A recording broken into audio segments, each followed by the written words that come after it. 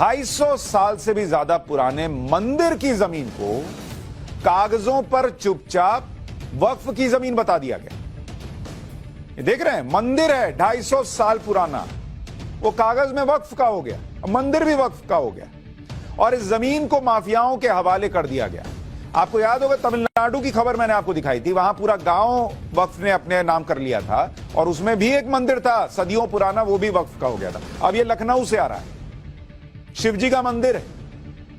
यह वक्फ के नाम पर मनमानी का बिल्कुल नया चैप्टर है जिसे आप सभी को ध्यान से देखना चाहिए।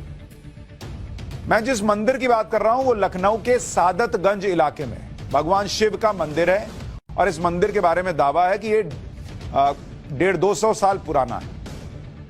इस मंदिर की जमीन 1862 के राजस्व रिकॉर्ड में शिवालय के तौर पर दर्ज है, मतलब डॉक्यूमेंट्स हैं कि 1862 में जो राजस्व का रिकॉर्ड था उसमें यह शिवालय की जमीन है, लेकिन 2016 में इस मंदिर की जमीन को वक्फ की संपत्ति के तौर पर दर्ज कर लिया गया और मंदिर के आसपास की जमीन को भी वक्फ की जमीन पर दर्ज कर लिया गया। ये शिवालय काफी प्राचीन शिवालय है और इस शिवालय की माता दीन रोड इलाके में लगभग 1 बीघे जमीन थी जिसे वक्फ ने अपना बताकर अपनी संपत्ति के साथ उसे भी किराए पर उठा दिया और किराए पर किसी ऐसे वैसे व्यक्ति को नहीं, किसी आम इंसान को नहीं, बल्कि माफिया मुख्तार अंसार की पत्नी आसमा अंसारी के नाम ये संपत्ति किराए पर दी गई।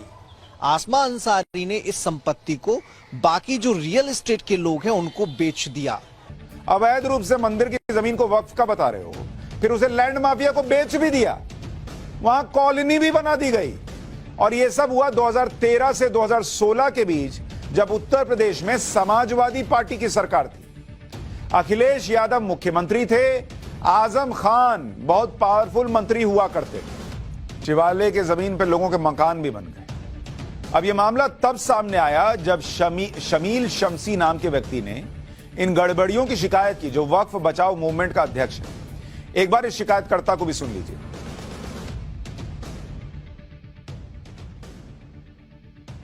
लोग उठा रहे थे जब यहाँ कब्जा हो रहा था, सारी चीजें हो रही थी, मगर उस वक्त के ऊपर बहुत खद्दावर मंत्री थे आजम खान, उनके बहुत करीबी थे चेयरमैन जो अब त्यागी हो गए हैं वो, और उसके अलावा जो है वो मुख्तार अंसारी का इन्वॉल्वमेंट। इसके पूरा एरिया आप जो देख रहे हैं, ये पूरा एरिया जो है वो वक्फ की संपत्ति पे था, जिसमें इस शिवालय की 1 बीघा और 7 बिस्वा जमीन जो है वो अभिलेखों में 1862 के बंदोबस्त में भी दर्ज है। यानी हिंदू जो है वो अपने मंदिर के होने के रिकॉर्ड भी पेश करे, कहीं ज्ञानवापी का केस लड़े, कहीं मथुरा का केस लड़े, कहीं राम मंदिर का केस लड़े, और जहां न लड़े, जो इस तरह के शिवालय हैं जो उतने चर्चित नहीं हैं, उनकी जमीन वक्फ की हो जा रही है। और कुछ लोग कहते हैं इस देश में हिंदू राष्ट्र बनाया जा रहा है। हिंदू तो बेचारा लड़ रहा है, यह हालत हो रखी है उसकी। मैं आपको यही बार बार अलग अलग उदाहरण से बता रहा हूं कि वक्फ को इतनी पावर मिली हुई है कि 1862 से कितने ही रिकॉर्ड हों, एक आदमी एक हलफनामा देकर शिवालय की जमीन ले लेता है, वहां पूरी की पूरी कॉलोनी बस जाती है और लोगों को पता ही नहीं चलता, क्योंकि उसके ऊपर यह जिम्मेदारी नहीं है कि वो जमीन जिसकी है उसको बताए। हो गया वक्फ। गजब ही चल रहा है। मैं पप्पू हूँ। हमने टोटी चोरी कर ली। हम गधे हैं।